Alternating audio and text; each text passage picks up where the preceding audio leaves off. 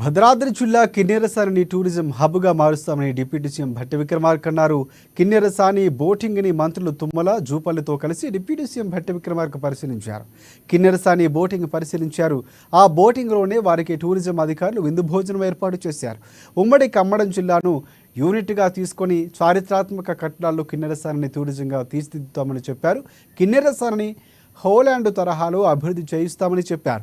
పర్యాటక అభివృద్ధి ద్వారా రాష్ట్ర ఆదాయం పెరిగే విధంగా ప్రణాళికలు రూపొందిస్తామన్నారు.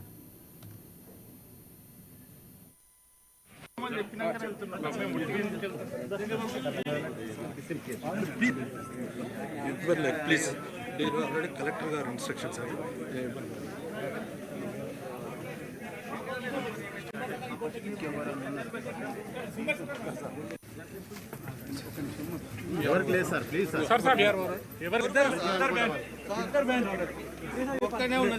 అది కూడా స్టార్ట్ చేయి.